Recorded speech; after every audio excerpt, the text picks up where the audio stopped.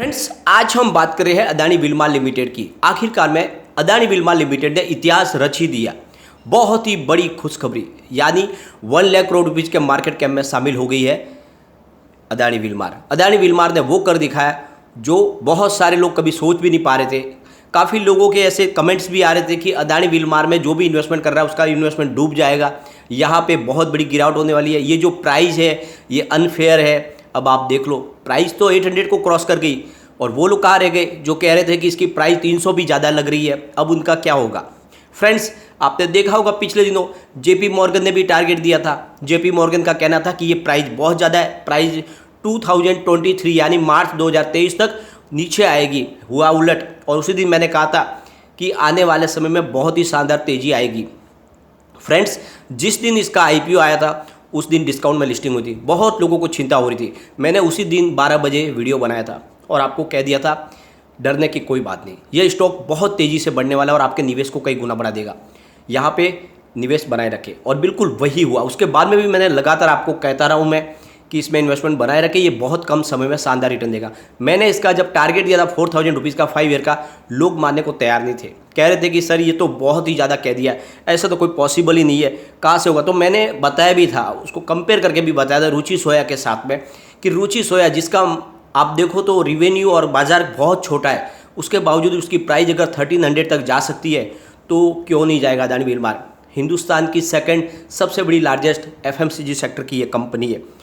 तो ये बात साबित हो चुकी है। आप देखो कम समय में बहुत ही शानदार रिटर्न दिया, और यहाँ पे इसकी जो रफ्तार है रुकने वाली नहीं है, अब बहुत रफ्तार से आगे बढ़ेगा। तो बहुत सारे चौंकाने वाले टारगेट भी निकल के आ रहे, रिसर्च एनालिस्टों की राय भी है, और ये तेज़ी क्यों बंदी है इसके पीछे वजह क्या उसको भी जानेंगे। अब मुख्य मुद्दे की बात, क्या इस समय हमें प्रॉफिट बुक कर लेना चाहिए या हमें और अभी वेट एंड वॉच करना चाहिए या फिर नई एंट्री करनी चाहिए। बहुत सारी बातें जिनका जवाब जानेंगे इस वीडियो के माध्यम से। क्या आने वाले समय में फिर से गिरावट होगी या फिर बहुत ही शानदार तेजी आने वाली है, तो सारी संभावनाओं को तलाशेंगे इस वीडियो के माध्यम से। लेकिन फ्रेंड, उससे पहले अगर आप पहली बार हमारे चैनल पे आए तो चैनल को सब्सक्राइब कर दीजिए, एक बेल आइकॉन दबा दीजिए ताकि जब भी नया वीडियो बने पहला नोटिफिकेशन आपको मिले। वीडियो पसंद आए तो लाइक शेयर जरूर कीजिए।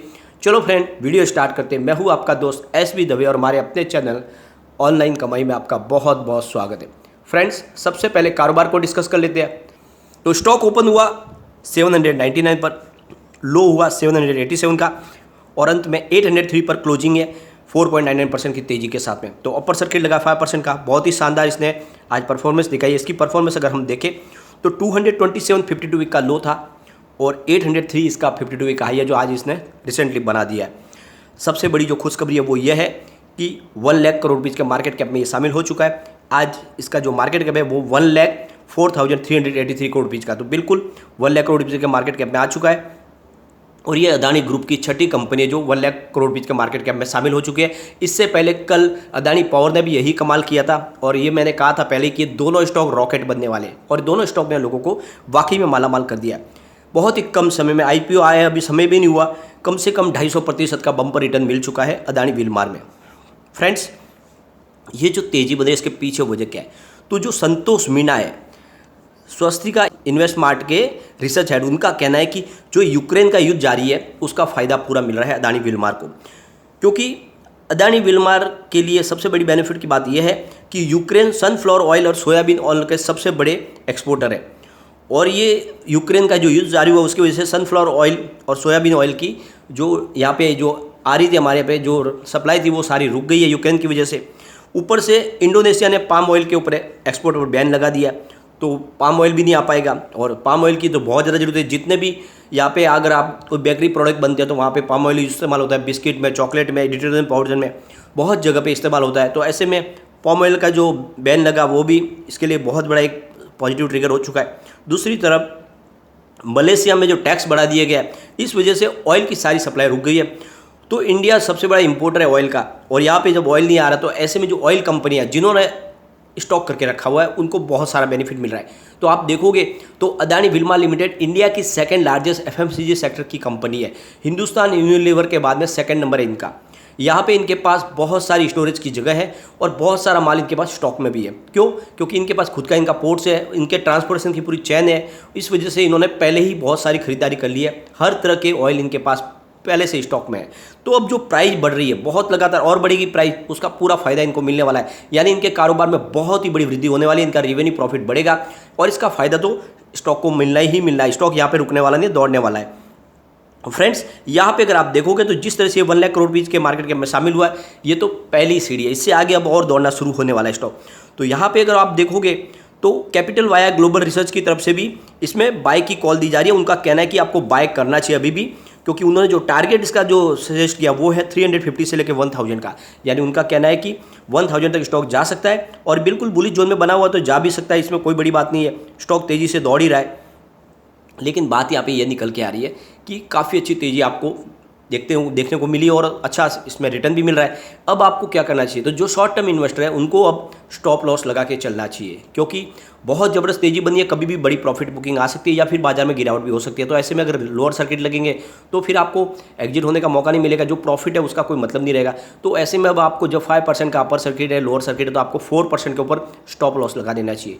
अगर लोअर सर्किट लगने लगेगा तो पहले आपका सौदा कट जाएगा, आपको कोई चिंता नहीं है, आपका प्रॉफिट अपने घर पे आ जाएगा। इसलिए आपको 4% के लोअर की तरफ आपको 4% का स्टॉप लॉस लगा के ही काम करना है।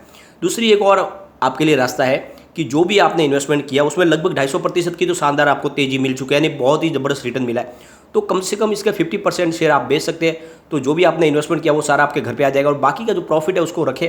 आने वाले समय वाकई में ये बहुत स्टॉक आगे से जाने वाला है। जो हमारा टारगेट है 4000 का 5 ईयर का, मुझे लगता है उससे पहले भी आ सकता है, तो इसमें आप निवेश कर सकते हैं। लॉन्ग टर्म वाले बने रहे, कोई चिंता की बात नहीं है।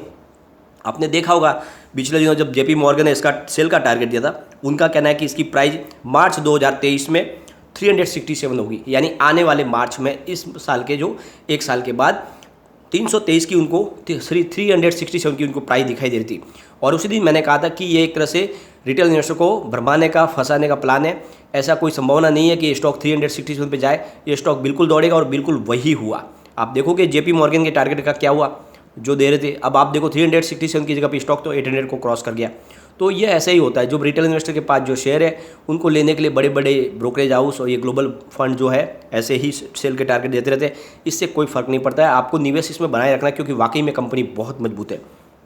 फ्रेंड्स, हिंदुस्तान यूनिलीवर के बाद में सेकंड नंबर आता है और यहाँ पे आप देखोगे तो हिंदुस्तान यूनिलीवर का टोटल जो रेवेन्यू है वो 47,028 करोड़ रुपीज़ का, और इनका देखोगे तो 37,090 करोड़ रुपीज़ का रेवेन्यू। तो जल्द ही ये हो सकता है कि हिंदुस्तान यूनिलीवर को भी क्रॉस कर जाए और इंडिया की नंबर 1 FMCG का फर्म बन जाए, क्योंकि ये ITC से फिलहाल ऊपर है। तो आप देखो कि इसका कारोबार ऐसे ही बढ़ने वाला है और इसमें आपको निवेश बनाए रखना है। वाकई में आपको मल्टीबैग रिटर्न देने वाला स्टॉक है और आने वाले समय में भी आपको बम्पर रिटर्न देगा। लेकिन शॉर्ट टर्म इन्वेस्टर फिलहाल अपना प्रॉफिट बुक करने की कोशिश करे, काफ़ी अच्छी तेजी बन चुकी है, नहीं तो कम से कम स्टॉप लॉस लगा के चले ताकि लोअर सर्किट लगे तो आपको कोई लॉस ना हो। फिलहाल कम्युनिटी सेंटीमेंट देखें तो 73% बाई की कॉल है, 24% सेल की कॉल है, 3% होल्ड की कॉल है। तो अभी भी लोगों का 76% लोगों का रुझान बना हुआ है, लेकिन यहाँ पे प्रॉफिट बुकिंग वालों की अब जो संख्या वो भी बढ़ने लगी है।